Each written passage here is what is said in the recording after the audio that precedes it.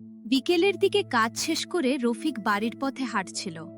তার হাতে ছিল কিছু ফল আর ছোট্ট মেয়ের জন্য একটি কাঠের খেলনা।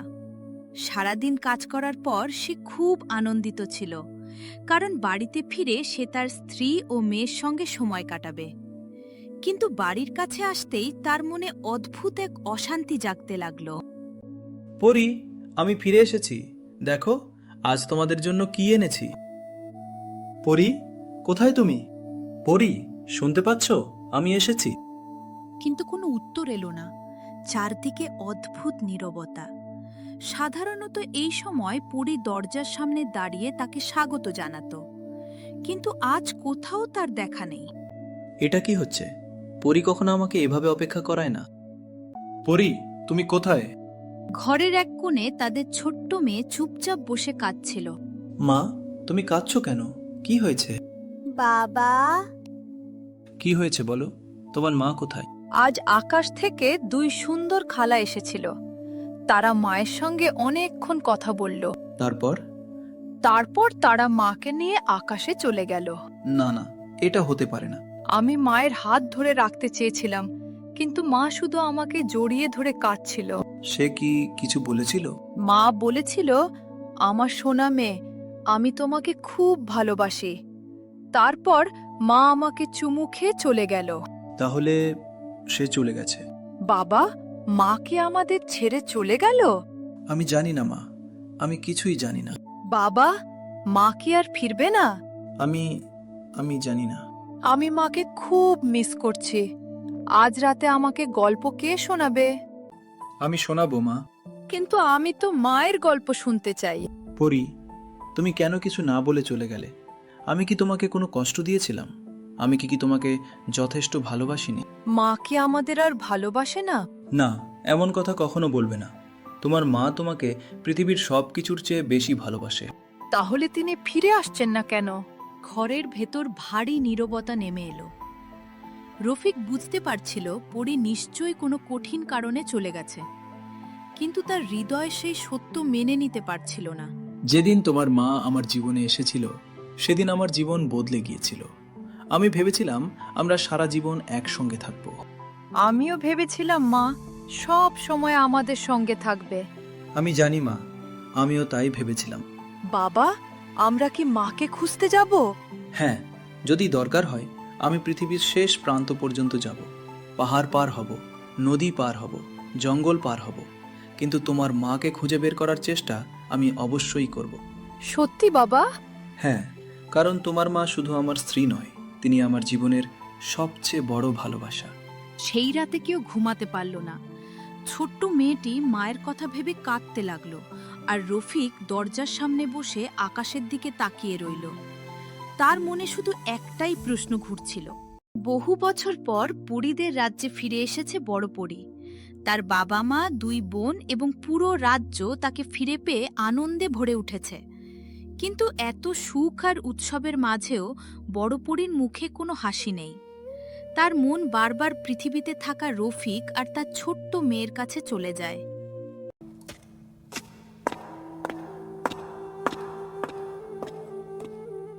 মা, তুমি জানলার পাশে একা বসে আছো কেন? আজ তোমার ফিরে আসার আনন্দে পুরো রাজ্য উৎসব করছে। সবাই তোমার জন্য কত খুশি। আমি জানি মা, সবাই আমাকে অনেক ভালোবাসে। তাহলে তোমার চোখে এত দুঃখ কেন? তুমি ফিরে আসার পর থেকে তোমাকে কখনো প্রাণ খুলে হাসতে দেখিনি। আমি চেষ্টা করি মা, কিন্তু পারি না। কি হয়েছে মা? তোমার মনের কথা আমাকে বলো। ছোটবেলা থেকে তো তুমি সব কথা আমার সঙ্গে ভাগ করে নিতে। মা, আমি এখানে আছি, কিন্তু আমার মন এখানে নেই। তোমার মন এখানে নেই মানে?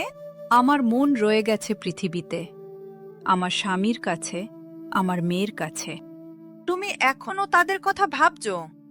একটা মুহূর্ত তাদের কথা না ভেবে থাকতে পারি না। সকালে ঘুম ভাঙলে তাদের কথা মনে পড়ে, রাতে ঘুমাতে গেলেও তাদের মুখ চোখের সামনে ভেসে ওঠে। কিন্তু মা, তুমি তো এখন নিজের পরিবারের কাছে ফিরে এসেছো। হ্যাঁ মা, আমি আমার জন্মের পরিবারকে ফিরে পেয়েছি, কিন্তু পৃথিবীতে আমি আরেকটা পরিবার তৈরি করেছিলাম। তোমার কি এত কষ্ট হচ্ছে? তুমি বুঝতে পারছো না মা, আমার ছোট্ট মেয়েটা রাতে আমার বুকে মাথা রেখে ঘুমাতো। আমি তাকে ছাড়া এক রাতও কাটাইনি। এখন কে তাকে ঘুম পাড়ায়? আর রফিক, সে আমাকে কত ভালোবাসতো। আমি যখন অসহায় ছিলাম তখন সে আমাকে আশ্রয় দিয়েছিল। আমি কাঁদলে সে আমার চোখের জল মুছে দিত। তুমি তাকে সত্যিই অনেক ভালোবাসো, তাই না? শুধু ভালোবাসি না মা, আমি তাকে আমার জীবনের অংশ মনে করি। ঠিক তখনই ঘরে প্রবেশ করলেন পরীর বাবা। আমি বাইরে থেকেই তোমাদের কথা শুনছিলাম। বাবা, মা, আমি একটা কথা জানতে চাই। কি কথা বাবা? তুমি কি সত্যি ওই মানুষটিকে এত ভালোবাসো? হ্যাঁ বাবা। সে তো একজন সাধারণ মানুষ। তার কোনো জাদু শক্তি নেই, কোনো রাজ্য নেই, কোনো ধন সম্পদ নেই। সেটাই তো তার সবচেয়ে বড় সৌন্দর্য। আমি বুঝতে পারলাম না। বাবা, আমি যখন পৃথিবীতে একা হয়ে গিয়েছিলাম তখন আমার কাছে কিছুই ছিল না, কিন্তু সে আমাকে কখনো অবহেলা করেনি। আর তোমার মেয়ে? ও আমার হৃদয়ের টুকরো। তুমি কি সত্যিই তাদের এত ভালোবাসো? হ্যাঁ বাবা, পৃথিবীতে যদি এমন কিছু থাকে যা আমার জীবনের চেয়েও মূল্যবান, তাহলে তারা দুজন। তোমার কথা শুনে মনে হচ্ছে তুমি তাদের ছাড়া বাঁচতেই পারছো না। আমি চেষ্টা করছি বাবা, কিন্তু প্রতিদিন তাদের কথা মনে পড়লে বুকটা ভেঙে যায়। তুমি কি মনে করো তোমার মেয়েও এখন তোমার জন্য কাঁদছে? হ্যাঁ মা, আমি জানি সে এখন আমাকে খুঁজছে। হয়তো প্রতিদিন বাবাকে জিজ্ঞেস করছে, মা কবে ফিরবে? আর রফিক, সে হয়তো এখনো বাড়ির দরজায় বসে আমার জন্য অপেক্ষা করছে। আজ আমি বুঝতে পারছি তোমার হৃদয় সত্যিই পৃথিবীতে রয়ে গেছে। হ্যাঁ বাবা, আমি তোমাদের ভালোবাসি, কিন্তু রফিক আর আমার মেয়েকেও সমান ভালোবাসি। তাহলে তোমার সবচেয়ে বড় ইচ্ছে কি? আমি শুধু আর একবার আমার স্বামী আর মেয়েকে দেখতে চাই। তাদের বুকে জড়িয়ে ধরে বলতে চাই, আমি কখনো তাদের ভুলিনি। বড় পরীর কথা শুনে তার বাবা মা একে অপরের দিকে তাকালেন। তাদের চোখেও জল চলে এলো। তারা বুঝতে পারলেন তাদের মেয়ে শুধু পৃথিবীতে একটি পরিবার গড়েনি, সে সেখানে নিজের হৃদয়ও রেখে এসেছে। বড় পরীর চোখে তখনও অশ্রু। তার কথা শুনে পরীর রাজা ও রানী গভীর চিন্তায় ডুবে গেলেন। কিছুক্ষণ নীরব থাকার পর পরীর বাবা ধীরে ধীরে তার মেয়ের কাছে এগিয়ে এলেন। মা, তুমি যখন ছোট ছিলে তখন তুমি সব সময় বলতে, ভালোবাসা পৃথিবীর সবচেয়ে সুন্দর শক্তি। আজ এত বছর পরে আমি বুঝতে পারছি তুমি ঠিকই বলেছিলে। বাবা, আমি রাজা হিসেবে অনেক শক্তিশালী জাদু দেখেছি। এমন জাদুও দেখেছি যা পাহাড় সরিয়ে দিতে পারে, নদীর গতিপথ বদলে দিতে পারে, এমনকি ঝড় থামিয়ে দিতে পারে। হ্যাঁ বাবা, আমাদের রাজ্যে তো অসংখ্য শক্তিশালী জাদু আছে। কিন্তু আজ আমি বুঝলাম সব জাদুর চেয়েও শক্তিশালী একটি জাদু আছে। কোন জাদু বাবা? সত্যিকারের ভালোবাসা। হ্যাঁ মা, আমরা তোমার চোখে সেই ভালোবাসা দেখতে পাচ্ছি। আমি ওদের ছাড়া থাকতে পারছি না মা। প্রতিটি মুহূর্তে ওদের কথা মনে পড়ে। আমরা জানি, আর আমরা এটাও বুঝতে পেরেছি যে তোমার সুখ এখানে নয়। মা, তুমি কি বলতে চাইছো? তোমার হৃদয় যেখানে আছে তোমার ঘরও সেখানেই। তুমি যদি এখানে থেকেও সুখী না হও, তাহলে তোমাকে আটকে রাখার কোনো অধিকার আমাদের নেই। একজন মা হিসেবে আমি চাই আমার সন্তান সুখে থাকুক। সে সুখ যদি পৃথিবীতে থাকে, তাহলে সেখানেই তোমার থাকা উচিত। তাহলে তাহলে কি তোমরা আমাকে ক্ষমা করে দিয়েছো? ক্ষমা করার প্রশ্নই আসে না। তুমি কোনো ভুল করোনি। কিন্তু আমি তো একজন মানুষকে ভালোবেসেছি। ভালোবাসা কখনো ভুল হতে পারে না। ভালোবাসা যদি সত্যিকারের হয়, তাহলে তা সম্মান পাওয়ার যোগ্য। মা, বাবা, তোমরা কত ভালো। কাঁদছো কেন মা? আমি ভেবেছিলাম তোমরা আমাকে কখনো পৃথিবীতে ফিরে যেতে দেবে না। আমরা তোমাকে হারিয়ে বহু বছর কষ্ট পেয়েছি, তাই প্রথমে তোমাকে কাছে রাখতে চেয়েছিলাম।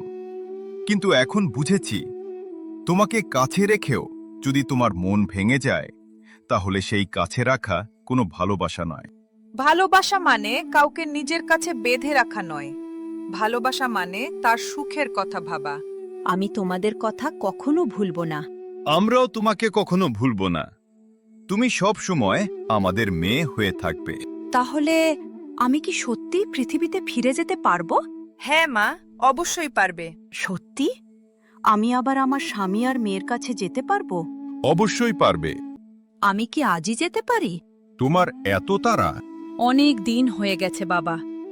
আমার মেয়েটাকে একবার বুকে জড়িয়ে ধরার জন্য আমার মন ছটফট করছে। তাহলে আর দেরি কেন? যাও, তোমার পরিবারের কাছে ফিরে যাও। আর তাদের বলো, তারা শুধু একজন পরীকেই পায়নি, তারা আমাদের পরিবারের একজন সদস্যকেও পেয়েছে। আমি তাদের সব বলবো। আপা, এবার তো তোমার মুখে আবার হাসি ফিরে এসেছে। হ্যাঁ, এতদিন পরে তোমাকে সত্যিকারের খুশি দেখছি। কারণ আমি আবার আমার পরিবারের কাছে ফিরতে যাচ্ছি।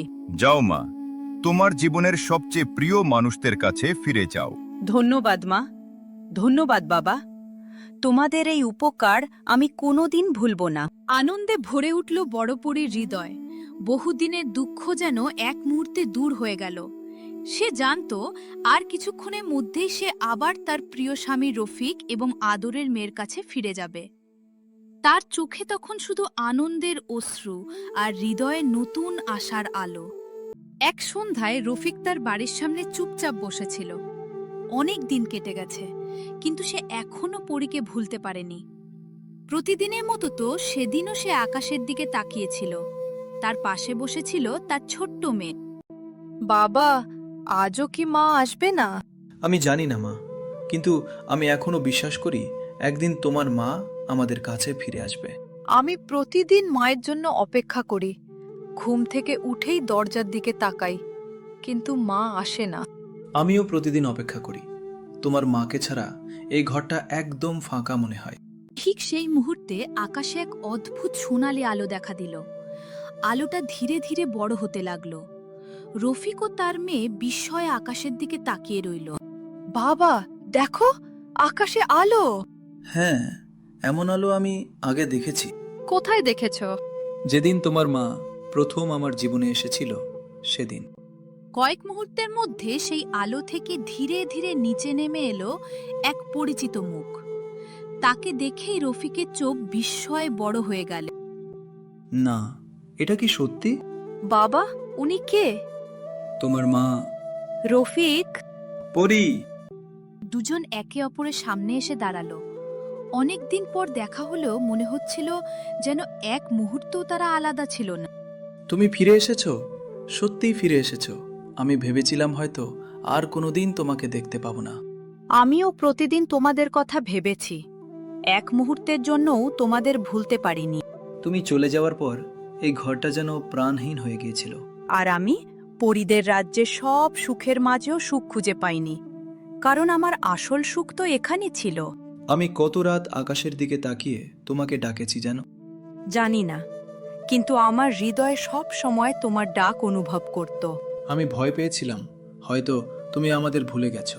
তোমাদের ভুলে যাওয়া আমার পক্ষে অসম্ভব। তুমি আমার স্বামী, আর তোমাদের দুজনকে ছাড়া আমি অসম্পূর্ণ। মা, আমার সোনা মেয়ে। ছোট্ট মেয়েটি দৌড়ে এসে মাকে শক্ত করে জড়িয়ে ধরল। মা, তুমি কোথায় চলে গিয়েছিলে? আমি তোমাকে অনেক খুঁজেছি। আমার সোনা, আমি তোমাকে ছেড়ে থাকতে পারিনি। প্রতিদিন তোমার কথা মনে পড়ত। তাহলে এতদিন পরে এলে কেন? কারণ আমাকে অনেক দূরে যেতে হয়েছিল, কিন্তু আমি সব সময় তোমার কাছেই ফিরে আসতে চেয়েছি। তুমি কি এবার আর যাবে না? না মা, এবার আমি তোমাদের ছেড়ে কোথাও যাব না। সত্যি? হ্যাঁ, সত্যি। আজ মনে হচ্ছে আমার হারিয়ে যাওয়া জীবন আবার ফিরে পেলাম। আমিও তাই অনুভব করছি। তোমাকে ছাড়া আমি শুধু বেঁচেছিলাম, কিন্তু সুখী ছিলাম না। আর তোমাদের ছাড়া আমি শুধু শ্বাস নিচ্ছিলাম, কিন্তু জীবন ছিল না। এখন আমরা সবাই একসঙ্গে আছি। হ্যাঁ মা, এখন আমাদের কেউ আলাদা করতে পারবে না। আজ থেকে আমরা আবার নতুন করে আমাদের জীবন শুরু করব। সেই রাতে তাদের ছোট্ট ঘরটি আবার হাসি, আনন্দ আর ভালোবাসায় ভরে উঠল। বহু দিনের অপেক্ষা, কষ্ট আর বিচ্ছেদের পর অবশেষে তাদের পরিবার আবার এক হয়ে গেল। আমি প্রতিজ্ঞা করছি, তোমাদের ভালোবাসা আমি সারা জীবন নিজের হৃদয়ে আগলে রাখব। আর আমি প্রতিজ্ঞা করছি তোমাদের দুজনকে সব সময় সুখে রাখার চেষ্টা করব। আমরা সব সময় একসঙ্গে থাকব। এরপর রফিক, পরি আর তাদের আদরের মেয়ে সুখে শান্তিতে জীবন কাটাতে লাগলো। তাদের ভালোবাসা প্রমাণ করে দিল, সত্যিকারের ভালোবাসা সব বাধা, সব দূরত্ব আর সব জাদুর চেয়েও শক্তিশালী।